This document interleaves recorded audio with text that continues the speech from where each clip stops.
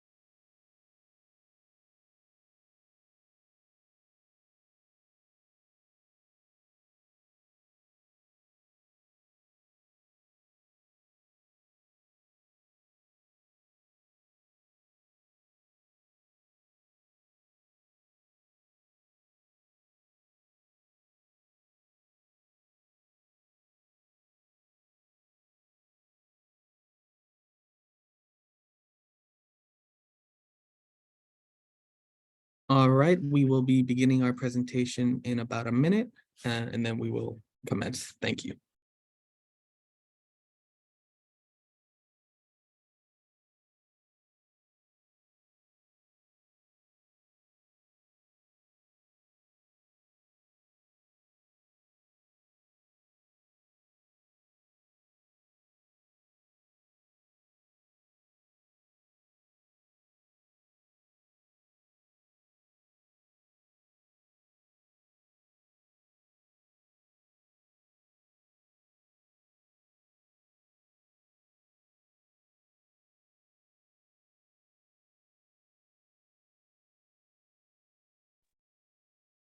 All right. Well, good evening, everyone, and thank you for joining us for our presentation on the New York City Council discretionary funding process. My name is David Pena, and I'm the Budget and Legislative Director for Councilmember Hanks. I will be joined on this presentation by my colleagues Paul Casali, who serves as a special advisor to the council member, and Antoon Swires, who serves as a community liaison and technological director of our office. During today's presentation, we intend to provide greater insight into the discretionary funding process, including who can apply, how to apply, and what an organization can apply for, while simultaneously answering any other questions you may have. Before we begin today's presentation, however, we would like to share some important remarks from Councilmember Hanks.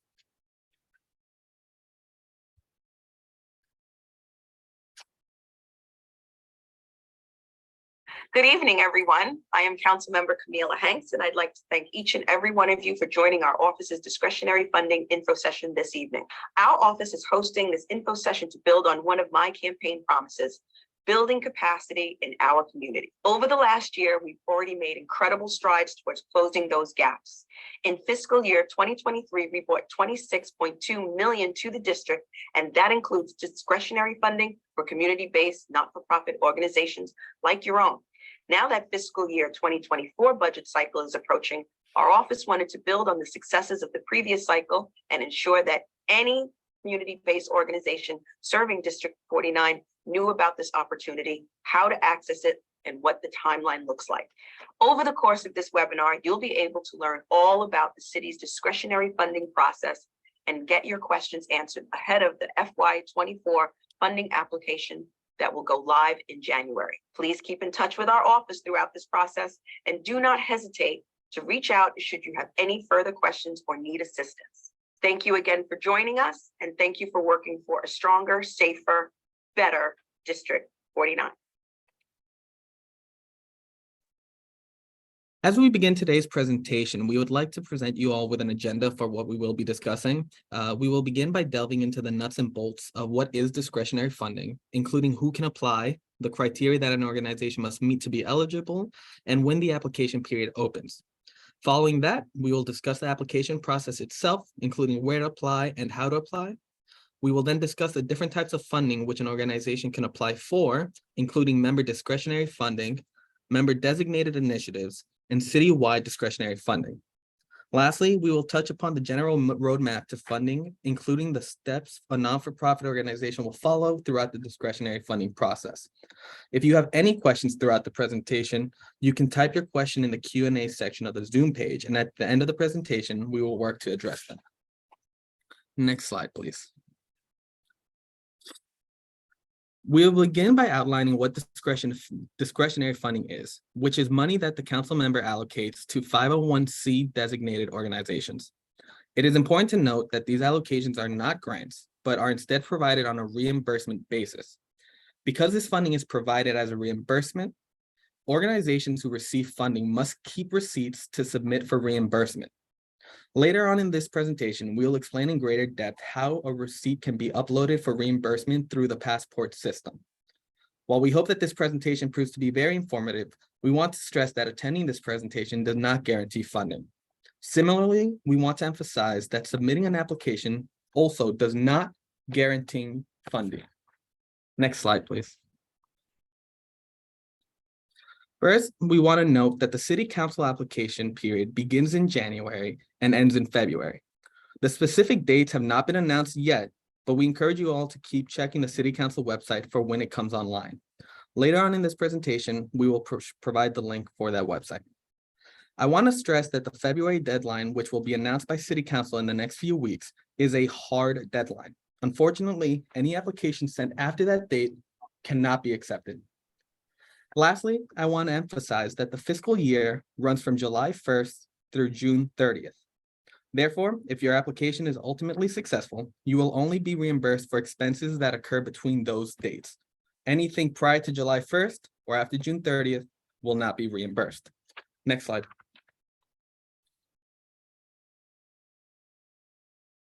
In the below slide, we have listed the 3 mandatory requirements for an organization to be eligible for funding. For any organization to receive funding, they must have all 3. If an application only has 1 of 3 or 2 of 3, the application will be considered incomplete and will not be processed. That means that it is absolutely vital that you be incorporated as a not-for-profit with a 501c designation. You must register and file annually with the New York State Attorney General's Charities Bureau, and you must have a valid federal employer identification number. Next slide, please. So to reiterate once more, the City Council application will open in January and close in February. Below, we have included the link to the City Council website where you will be able to find the application when it goes live later in January. In the following slides, my colleague Paul will discuss some of the different types of funding an organization can apply for, but it is important to note that an organization only needs to submit 1 application. As they fill out the City Council application, An organization will be allowed to apply to various funding types, all through that single application. An organization may apply for up to 5 types of funding through the City Council application, and their application should be as detailed as possible. To be clear, when we state that an application should be detailed, we ask that you include what your funding will be used for, how many residents your services will assist, and what locations you will serve in the district. Now, those are only a few examples of the details we would like to see, and we encourage you to put in as much detail as possible. Lastly, as part of the application process, our office will require a supplemental application to be completed via Google Forms. This supplemental application will be sent to your organization after you have completed the City Council application. So to be clear, once again, we will require a supplemental application, but that can be sent to us after you have completed the City Council application. Now, I would like to turn it over to my colleague, Paul Casali, who will be able to elaborate on the different types of funding an organization may apply for. Thank you, David, and good evening, everyone. Welcome to our webinar this evening. Thanks for joining us. As David said, I'm Paul Casali, and I'm the council member's special advisor. I'd like to begin with the different types of council member discretionary funding. So when we speak about council member discretionary funding, we're talking about funding from the individual council members themselves. And these fall into 4 different pots that are really used internally within the city council. These buckets we call local, anti-poverty, aging, and youth are the buckets of funding from the individual council members. And these buckets tie to different city agencies that will ultimately disperse the funding to you. And we'll get into that a little bit more later. Secondly, in terms of direct council member discretionary funding, we have council member designated initiatives. And these are specific initiatives for which council members can allocate discretionary funding to qualifying organizations. Some of you on this webinar this evening may have received a council member funding previously, so you might be aware of this, but I do want to just go over some of these designated initiatives so they're clear to you. So council member designated initiative funding is discretionary funding that may also be allocated to eligible not-for-profit organizations. And to apply for these specific initiatives, your organization should be able to provide services that fall within the scope of these member designated initiatives. And these are outlined below, and I'm going to briefly go over all 11 of them. First, we have a Greener NYC, which basically supports environmentally friendly programs and community service, education, advocacy that an organization can provide those services. We have the Cultural After School Adventure Program, which is also known as CASA. And this engages cultural programs and institutions to provide arts enrichment to students through after-school programs. We also have the Cultural Immigrant Initiative, which supports cultural organizations to provide programming focused on the cultural history or traditions of an immigrant community in New York City. We have the Digital Inclusion and Literacy Initiative, which supports programming in all the 51 council districts that provide computer-based training and learning, technical skill development, improve internet access, and offer free public streaming services. Next, we have the Domestic Violence and Empowerment Initiative, which is also known as DOVE. And this supports a wide range of services: case management, crisis intervention, referrals, counseling, empowerment workshops, and legal advocacy and referrals to help prevent domestic violence. We also have food pantries, which supports food and hygiene products and operational expenses for food pantries and soup kitchens. Next, we have the Neighborhood Development Grant Initiative. And this particular initiative is a little more specific in terms of what you can apply for. So this supports neighborhood level initiatives that promote economic development, job creation and retention, and community investment. And the funds can be allocated for any one of 5 qualifying purposes, which are business attraction and retention, merchant organization or business improvement district formation, district marketing, local tourism initiatives, placemaking, plaza and public service activation and public art, and organizational development project management support. So if you have an organization that might be considered for funding for the Neighborhood Development Grant Initiative, you would have to make sure that the scope of services that you provide would fall within one of those sub buckets. NYC Cleanup promotes cleaner streets in New York by funding cleaning services, including but not limited to litter collection and graffiti removal. That's a very popular and usually well-funded initiative in the New York City Council. And the last three of these member-designated initiative funding are the Parks Equity Initiative, which supports both community programming in smaller neighborhood parks, as well as the work of park and garden volunteer groups. The Senior Center Arts in Residence, also known as SUCASA, which supports senior centers and friendship clubs in each council district with arts programming. And then separately from that is Support Our Seniors, which more broadly supports district-based senior services at some senior centers and friendship clubs, and also outside of that when needed. An important thing to note in terms of the member designated initiatives that I've just reviewed is that these organizations that receive this funding will receive 25% of the allocation amount once the contract is approved by the city controller. And we'll go more into that process later in the presentation. Still on a part, you must keep receipts to save and submit for reimbursement. So you will receive that 25%. And then you will receive the remaining 75% later on in the fiscal year, but you must make sure that you receive the receipts for the 25% as well. Moving on, we have separate and apart from member designated funding, we have citywide council discretionary funding. And these types of funding are not allocated directly by the city council member as the individual member discretionary funding and the member designated funding is. But these can still be applied for in the same application that David was referring to earlier on in the presentation. So these three different types of citywide discretionary funding, we have the speaker of the city council. Organizations may apply for funding from the speaker's initiative, and that covers both discretionary and several citywide initiatives. From the borough delegation, organizations that provide services to an entire borough may apply for funding for their respective borough delegation. The borough delegation of Staten Island consists of council members Hanks, Carr, and Borelli. So together as a group, they decide which they would like to recommend for borough delegation funding. So if your organization covers more than just the North Shore, feel free to apply for borough delegation funding.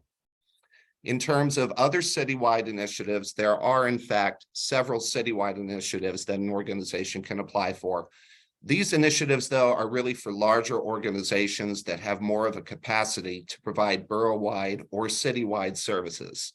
I'll give you some examples of citywide initiatives, especially those that we have currently here on Staten Island. There is an autism awareness initiative, a mental health services for vulnerable populations initiative, opioid prevention and treatment, and also youth build. So these are just some examples of over 70 citywide initiatives that organizations will be able to apply for. And it's important to remember that all funding, no matter what bucket it comes from, will be allocated through a city agency. So the roadmap to funding, this is kind of where we get into the nitty-gritty of what the actual process is from start to finish. So we do want to put the caveat out front that please note organizations that have been allocated discretionary funding will not receive the money immediately. Again, this is a reimbursement basis process. So step number one is your organization creates an account on the New York City Council website and completes the discretionary application. Step number two is that the city council will designate funding to your organization. And when that funding has been designated, you will receive notification of it. Step number three is upon designation of funding from the city council, the organization must register in the Mayor's Office of Contract Services, otherwise known as MOCS, passport system, which is an online system that includes Passport and HHS Accelerator. I'm sure some of you on the webinar are familiar with this process.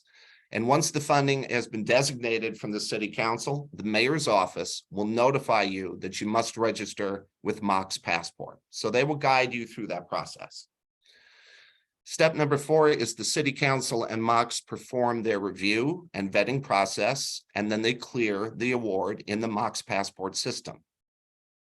After MOCs clears the designation, a list of all cleared awards is sent out to the city agencies. It's important to remember that city agencies do not approve or deny the contract. They are just the contracting agency. So the money will be granted to you through these city agencies. And they will also send the designation to the controller. The controller of the city of New York will then have 30 days to approve or deny a contract. If the contract is approved, the agency will begin coordinating the reimbursement of the contract.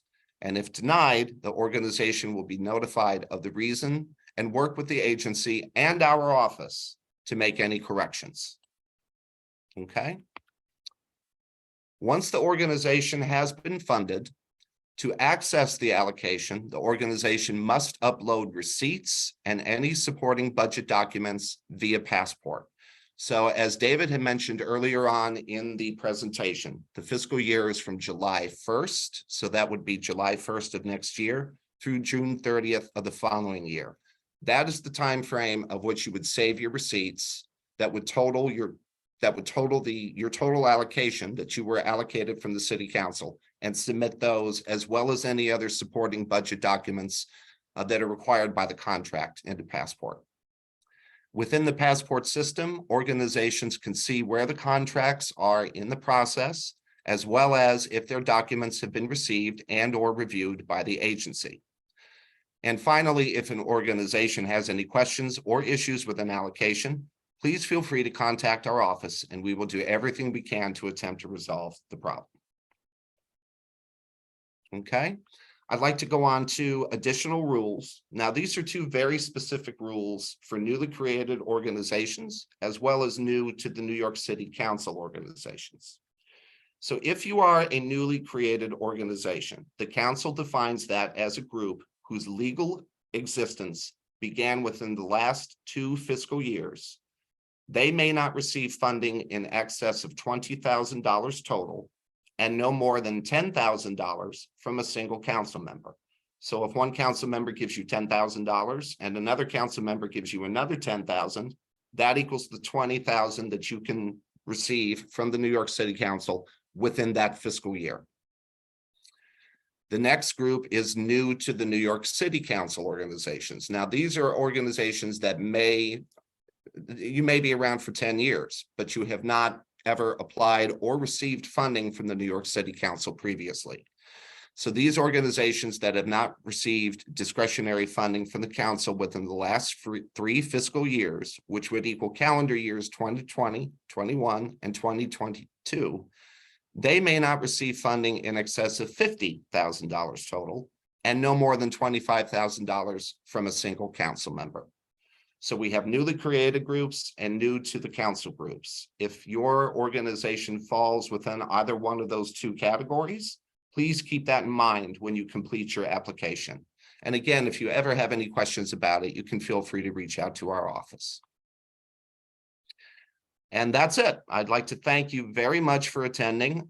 David and I hope that this was helpful for you. And we will move on to a question and answer session. And I believe our moderator, Antune, will be helping to facilitate that. Yes, good evening, everyone. So I'm going to be hosting the question and answers. And to begin, I will say that in the next several days, our office will provide a copy of this presentation to all individuals that have attended the Zoom. All right, and to begin, our first question comes from Gabriella, which was, we are not a 501c3, but we do have a fiscal sponsor. Are we eligible to apply for discretionary funding? And I'll hand it off to Paul. Thank you, Gabriella. Unfortunately, no. It used to be that fiscal conduits would be able to apply for individual organizations in the city council. A few years ago, that was reversed. So you would have to have your own 501c3 in order to apply for any funding from the New York City Council. Okay, great. The next question we have is from Ashley, which was, when you say new to council organization, you mean new to receiving from any council district or only District 49? That would be new to receiving from any council district, from any bucket, whether it's an individual city council member or a member designated initiative or a speaker initiative, any type of funding that would be new to you from the New York City Council. Okay. The next one is from Priscilla Marco, which is the Van Duzer Street Civic Association received a grant which is governed by DYCD. Since we have now performed the event we received a grant for, how can we get the contract approved and submit the receipts that we have in order to be paid? So Priscilla, once the controller of the city of New York finally approves your contract, you will be able to go into Mox Passport and upload those receipts. And then you will be reimbursed from there. So we will need to make sure once that contract is approved, you should get a notification letting you know, and then you'll be able to start the reimbursement process. All right, next one comes from Janelle. Are there any webinars or workshops available to help us navigate the HHS and/or passport portals? So yes, there will be, and once you register with Mox Passport, there will be tutorial videos, and you will be sent emails with instructions of exactly how to create your account and what you need to do from there. And of course, if there are any questions about that, you can always feel free to reach out to our office. Next one comes from Zoe. Hello from CASA Funding. For the CASA funding, is the nonprofit responsible for applying for the funding and then will be randomly matched with a school, or does a school need a partner with a nonprofit and they do the application?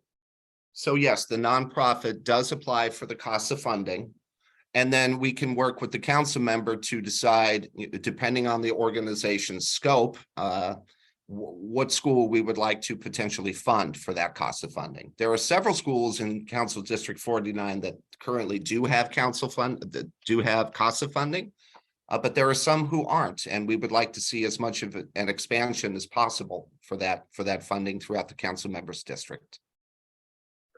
Next, we have Public Administrator Edwina Martin.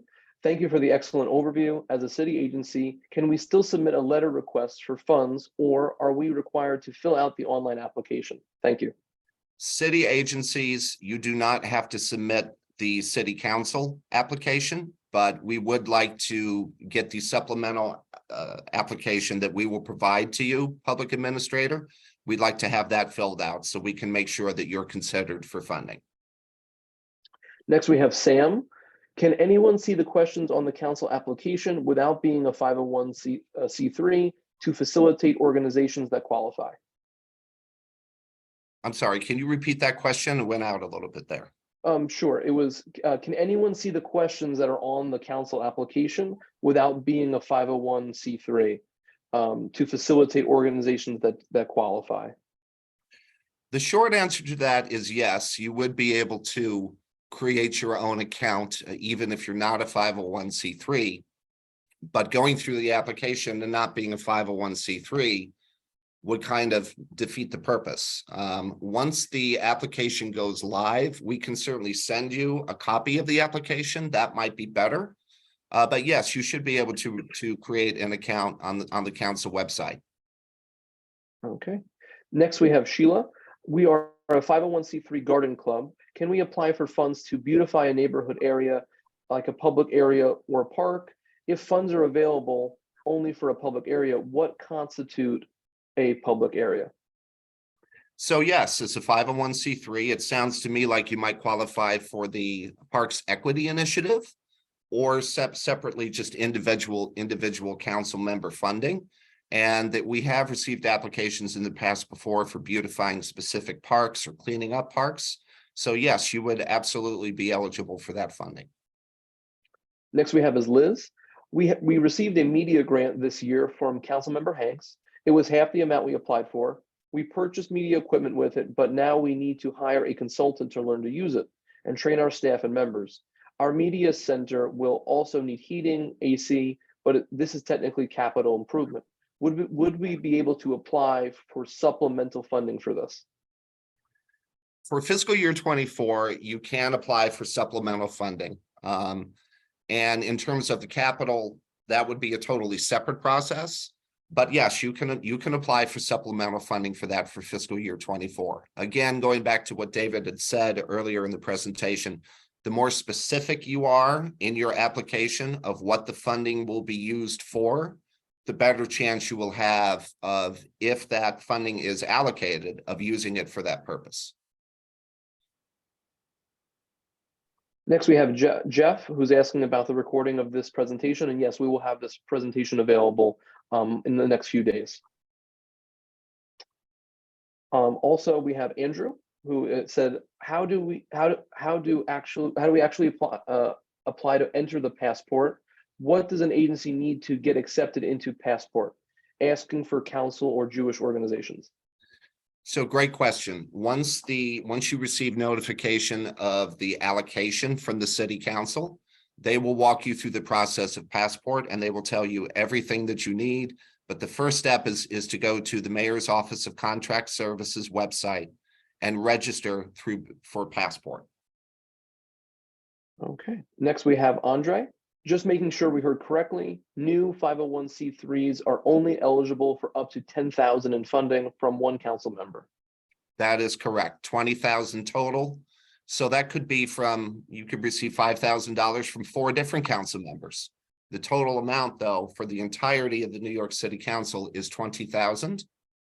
And the minimum allocation that any council member can give to an organization is 5,000. So you could apply and break it up any way you would like. Okay. Next, we have Mark Murphy.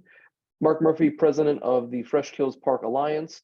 Are we eligible for North Shore City Council funding, even though our park is in a different district? But a large part of our education programs are for Title I schools, most of which are in the North Shore. So we educate North Shore District 49 children or kids in a park outside of District 49. Thank you for the question, Mark. Yes, you would be eligible for funding from Councilmember Hanks in the 49th district. In your application, I would strongly recommend that you make it clear that children do come from the North Shore to the park, the location of the park. If you can give at least an approximation of how many students or children from the North Shore come to the park. And you would also be eligible for borough-wide delegation funding. So I would strongly suggest you apply to that as well. Okay, next we have Jeff with a 2-part question. Hello, we are a 501c3 and National Register of Historic Sites. Can we use discretionary funding for historic site upkeep and restoration? And then the second part is, if salaries are involved in the spending of the discretionary grant, what do you need for receipts in this example? So it sounds to me like that might be more of a capital request than a discretionary request, but depending on what you put into your application, we can certainly consider that for discretionary funding. In terms of salaries, a portion of that discretionary funding may be able to go to salaries or the entirety of it. But again, that is going to be on a reimbursement basis. So that salary would be reimbursed.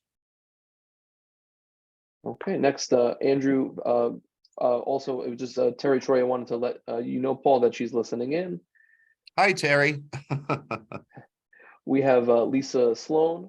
My contract manager at DYCD actively discourages using funding for the consultants because the approval process can be onerous and ultimately delay contract approval and therefore payment. Are there any plans to re-examine the consultant approval process so that it is not such a barrier? I totally agree with that. And unfortunately, that is a decision up to the city controller. And also, I think the speaker would have some input in that. But in terms of using money for contractors or third parties, there is a limit of up to 30% of the allocation that can be used for that. And I understand that might present a barrier to some organizations. My recommendation would certainly, I'm sure that many of the organizations on this webinar, you might not only be receiving funding for the New York City Council. I would encourage you to apply for all grants, whether it's state, federal, private, and that might help fill that gap for you. Next, we have Ellen. Is the citywide discretionary funds application opening and deadline dates the same as the council member discretionary funding? Yes, those are all in the same application, which should open in early January and close mid to late February. And again, I should note that you don't have to sit and complete the application all in one sitting. Once you create the account, you'll be able to select several different initiatives, several different council members that you would like to apply for. You can save that in your account and then go back and change or update the application at any time until the date of which it closes. And we should have that information soon. And lastly, we have Mariko. When does the borough-wide application become available and where? The borough-wide application becomes available as the same as every other type of funding on the New York City Council website. It will all be there at that specific application, which again will open up in January and close in February. Okay. And Tatiana just thanks us for hosting this important session. And Thank you we so actually much for joining us, Tatiana. we also have one more from Dawn. We are a local community church and we are not able to return to in-person worship due to the extensive repairs that are needed. We provide monthly community meals for the homeless and perform a number of outreach services in the community. Can we apply for funding, or are there any other grants we can apply for? As long as you're a 501c3 or any type of 501c organization, you absolutely can apply for funding. Okay, great. And as of right now, there's no other questions in the Q&A section. So I think unless anyone wants to throw a question in real quick, I think we are good. All right. Well, oh, do we have a question? Oh, we have one more from, I'm not going to know how, apologize if I cannot pronounce your name, Shajria from the North Shore Leadership Alliance. Are we eligible for job trainings of Mariners Harbor or North Shore students who want jobs in the maritime and wind industry? Is again, as long as you're a 501c organization, yes, you should be eligible for funding. That might also fall under an initiative and borough-wide funding. And I would certainly apply for speaker funding for something like that as well. Okay. And then Sheila from the Garden Club again has two parts. Can I use funds for church and funds to plant on a church property, more specifically?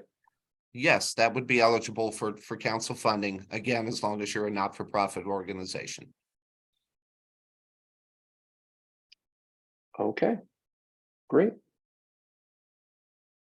All right, well, I'd like to thank everybody for joining us tonight.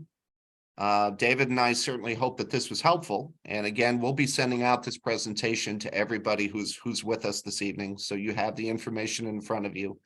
And again, please feel free to contact our office at any time if you have any questions. It looks like we have one more question here, Paul, from Helen. Can the SI-NAACP be eligible?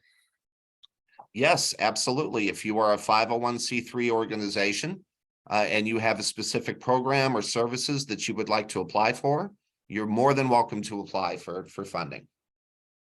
Okay, and we also have another follow-up question from Liz. What is the process for capital? So there are two processes. That's an excellent question. There's two different processes for capital. For non-city capital, which would be what the organizations on this call, unless you're a city agency, would apply for, that application usually goes live in February. So what I would do is contact our office to let us know that you would like to apply for capital funding. And then once that application goes live, we'll be able to send that out to you. All right. As of right now, that's all we have in terms of questions. We'll be on just one more minute in case anyone does have any last minute questions. But again, we want to thank you all immensely for joining us on this presentation. And to reiterate Paul's point, hopefully this has been incredibly helpful. But if you have any questions or any comments, concerns, or anything, feel free to reach out to our office, and then we'll be more than glad to assist you. All right. Okay, perfect. Thank you again so much, everybody, for joining. If we don't have any more questions. Yeah, I think we're good for now. Thank you everyone for joining, and we look forward to seeing you all throughout the community. Thank you so much, everyone. Have a good day. Thank you. Bye-bye.